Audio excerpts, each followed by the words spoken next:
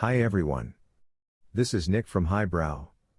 Please subscribe to our channel. Smash the like button.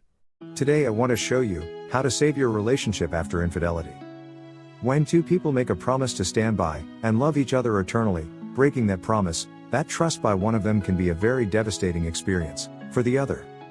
The very foundation of the relationship is shaken to its core. When the betrayal is too painful, or when both partners are not committed to mending the damage, it is likely that the marriage will end.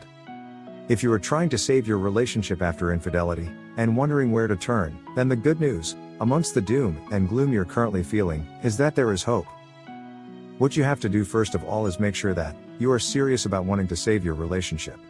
There is very little point in trying to save the relationship if you are not fully committed to what you are about to undertake. Now, after infidelity, a relationship is in a very fragile state. Trust has been broken and betrayal is often all that the wounded spouse can think about. If you are the spouse who has strayed and betrayed your spouse, then get ready to do some serious making up. Some of do's to start mending your relationship. Stop cheating. Your marriage cannot survive if you choose to continue to engage in infidelity. Cheating behavior is essentially a pattern. Break the pattern. Make sure that cheating has stopped completely. Reassure your partner that you understand what you lost and that this won't happen again. Stop lying. Do not try to justify your adultery. There is no justification for cheating. Be honest. You must be honest with yourself and with your spouse if you want to move forward. Communicate. Research has shown that not being able to talk to one another is one of the most commonly cited reasons why marriages fail. Spend time with your spouse. Along with letting your spouse have some alone time, you need to have together time too. Obviously, you will have to start by ending your affair. Once you have ended the affair and broken off all contact with your lover, then you have to convince your spouse that you have done this once and for all. There really is no point attempting this reconciliation if you are still seeing your lover or still in contact with them. Take some time thinking about what caused you to have the affair in the first place. Very rarely is it about wanting to sleep with someone else.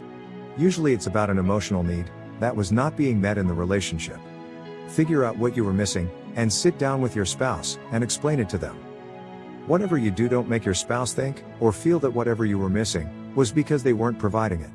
You have to take full responsibility for your mistakes, and you have to do so in a constructive way. After infidelity, you are going to have to work at getting back your spouse's trust. Now, this will not happen overnight, so don't get frustrated and angry if you feel you're being made to jump through hoops to win back your spouse's trust. Find out what is common between the two of you, and spend good quality time together. When you first met and dated your spouse, trust didn't just appear on the first date, the first week or month. No, it took time to build and grow, and now that you have severely damaged that trust, it will once again take time to return. So you're going to have to be very patient. Stop blaming. Blaming only gives rise to negative emotions. Once a cheater, always a cheater. Don't fall into the trap of temporary happiness again. Remember that, and correct yourself permanently. People who look for easy way outs are more likely to cheat. When trust is broken again and again, it ultimately becomes impossible to mend. Most importantly, never punish your partner by making physical distance. Intimacy is a part and right of the relationship, and denying that gives rise to negative feelings and an urge to cheat again. Get professional help. Make sure that, after the infidelity, if the two of you feel that you need to seek outside expert help, that you do so. There is no point in you both wanting to save the relationship, but neither of you have any clue about how to go about this, and then not seeking help. You will do yourselves a great disservice if you decide to soldier on without help.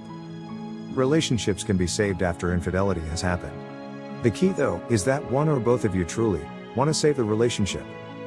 And if you want more videos on Highbrow, make sure you subscribe so you don't miss out on future videos. If you feel the content is useful, please hit the like button. I really hope this video helps, and if you have any questions or doubts, please leave a comment below and we will revert back.